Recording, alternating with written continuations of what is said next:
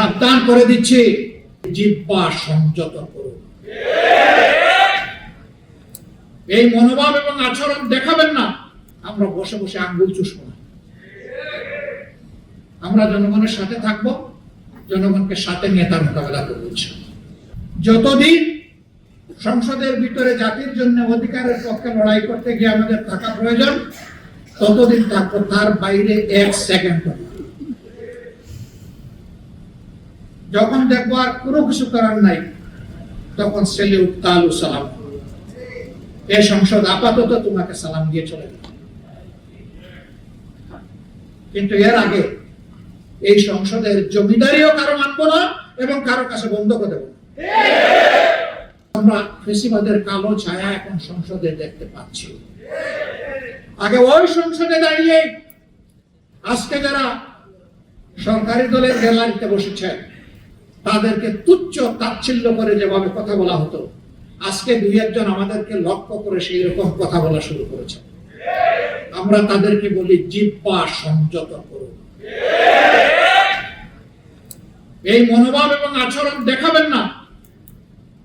জুলাই যুদ্ধের মধ্য দিয়ে যেই প্রজন্ম, যেই দেশ গড়ে উঠেছে, এই দেশ কারো চক্রাঙ্গানির পরোয়া করে না।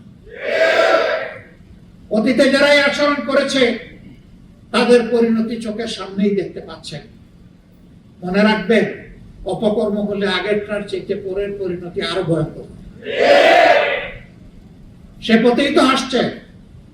বাইরে তো আপনাদের পদাচারণা দেখছি না, সব কিছু কুক্ষিগত করছেন। বাংলাদেশ ব্যাংকে অভ্যুত্থান করার পরে এখন দেশের সবচেয়ে বড় ব্যাংক, এখন ইসলামী ব্যাংকে আবার নতুন করে অভ্যুত্থান শুরু হয়েছে। যে ব্যাংক দেশের রিমিটেন্সের শতকরা 32% একা আহরণ করে, এই ব্যাংকের যদি অস্তিত্ব বিপন্ন হয়, বাংলাদেশের অর্থনীতি বঙ্গোপসাগরে চলে যাবে। সাবধান করে দিচ্ছি, এটাকে দলীয়করণ করবেন না। যদি দলীয়করণ করেন, ব্যাংকগুলোকে একটার পর একটা, জনগণ আপনাদেরকে ছেড়ে কথা বলবে না।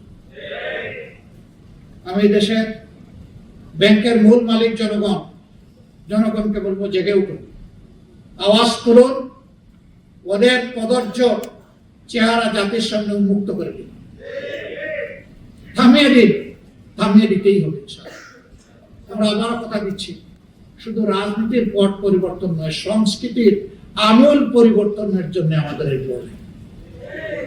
অপসংস্কৃতি যেখানে, সেটা ব্যাংকিং সেক্টর হোক আর যেখানে হোক, অর্থনীতিতে, সংস্কৃতিতে, শিক্ষা ব্যবস্থায়, তারপরে দেশের আইন অঙ্গনে, যেখানেই হোক, ইনশাল্লাহ আমরা বসে বসে আঙ্গুল চুষবো না।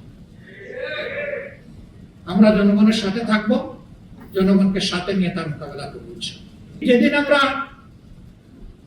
নোটিশ মুভ করেছিলাম যে সংস্কার পরিষদের সভা আহ্বান করতে হবে, আলোচনার পর যখন তার মেজরিটির গরম গায়ের কারণে, আমাদের গায়ের জোরে এটাকে নাকচ করে দেওয়া হলো, আমরা সেদিন সংসদ থেকে বের হয়ে এসেছিলাম।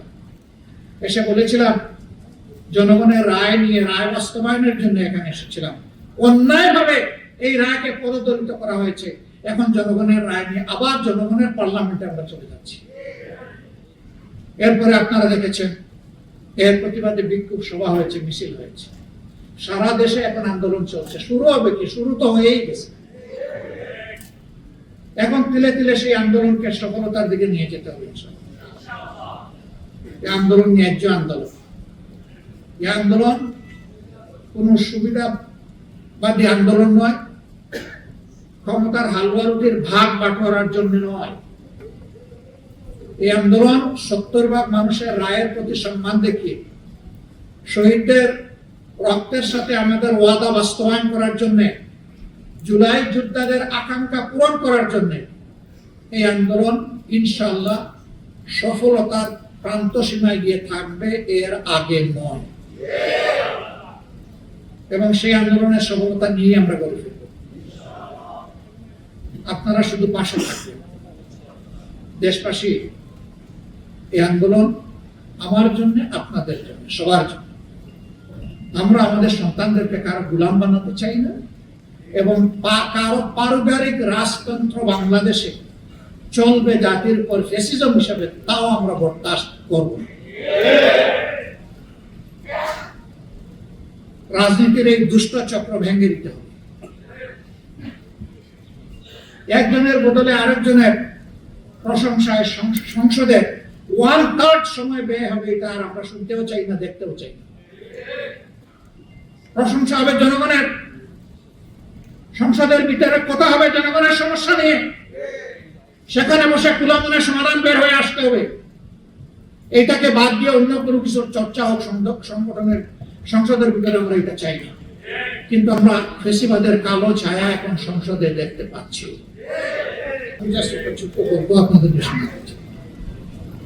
এখন যেভাবে এসি আছে ফেরপুরে, একসময় ওই রকম বিজলি বাতি জ্বলত না, ফ্যান জ্বলত না, এসে চলত না। সেই সময়টা ছিল দড়ি টানা, মাথার উপরে লাল এবং সবুজ রঙের কাপড় দিয়ে এক ধরনের পাকা তৈরি করে বিভিন্ন অফিসে টানা হতো। বিচারক তিনি একটা হত্যা মামলার রায় দিতে গিয়ে বললেন, আসামির বিরুদ্ধে সন্দেহাতীত ভাবে মামলা প্রমাণিত হয়, তাকে মৃত্যুদণ্ড দেওয়া হয়। তখন তো আসামির পক্ষে মুখ কালো হয়ে আসছে। একটু সময় ধরেই মাথা নেড়ে বললেন, আসামির বিরুদ্ধে সন্দেহাতীত ভাবে কোনো প্রমাণ পাওয়া যায়নি বলে তাকে মুক্তি দেওয়া হবে। একবার বলে যে মৃত্যুদণ্ড, আবার বলে মুক্তি, এরকম 3-4 বার বলার পরে পেশকার বলল, স্যার আপনি তো পরস্পর বিরোধী রায় বলেই যাচ্ছেন, আমি কি করবো? দুষ্টাকে আমার সবসময় দেখি হয় লালটা নাচে, না হয় সবুজটা নাচে, আজকে দুইটা নাচে কেন? তার মানে ওই পিছন থেকে যে রশি দিয়ে টানাটানি করতেছে, মানে রশি পেস খেয়ে গেছে। এই জন্য লাল এবং সবুজ দুইটাই কিন্তু নাড়াচাড়া হচ্ছে। আমাদের দেশে বিশেষ করে পার্লামেন্টে যাদের নাড়াচাড়া দেখেন, প্রশ্ন আসে কে দড়ি টানে? সেই দড়িটা কোথা থেকে টান দেওয়া হয়? জাতি বুঝে। আপনারা বুঝেন না? আজকে আলোচনা এখানে এসেছে যে ওই গুলির নাটাইটা কোথায়, ওখান থেকেই এটা নাড়াচাড়া করা হচ্ছে। এই জন্য অস্থিরতা। এক সময় গণভোট হারাম, আরেক সময় নাইতা ভোট দেখা, এক সময় একই অর্ডারের গুস্ত হালাল, কিন্তু শুরুয়াটা জুলটা তার হারাম। আমরা এটা পার্লামেন্টেও বলেছি। হ্যাঁ, আপনারা দেখেছেন আমাদের কণ্ঠ দমিয়ে দেওয়ার চেষ্টা করা হয়েছে, আমরাও সমানতালে চালিয়েছি। আলহামদুলিল্লাহ, সুযোগ পাই না পাই আমরা কণ্ঠ বন্ধ করিনি, কারণ জনগণ আমাদেরকে তো তাদের অধিকারের পক্ষে কথা বলতে সেখানে পাঠিয়েছে। মুখ বন্ধ করে, আমাকে বিশেষ করে মুখ বন্ধ করে সুপার গ্লু দিয়ে ওখানে বসার জন্য জনগণ আমাকে পাঠায়। জনগণ আমাকে পাঠায়নি যে আমার ছবিটা সংসদ টিভি এবং বিটিভিতে উঠবে আর সারা দুনিয়া দেখবে। জনগণ পাঠিয়েছে আমি কি বলি সেটা জনগণ শুনতে চায়। আমার সহকর্মীরা, সহযোদ্ধারা, বিরোধী দলের এমপিরা জনগণের অধিকারের পক্ষে কি করে সেটা জনগণ দেখতে চায়। আমরা আপনাদেরকে কথা দিচ্ছি, আমরা সংসদে যাওয়ার আগেই বলেছি এই সংসদের বিভিন্ন ধরনের সুবিধা নেওয়ার জন্য আমরা এখানে যাচ্ছি না। অনেক সুবিধা আছে, স্বেচ্ছায় অবলীলায় ছেড়ে দেব, নিবই না।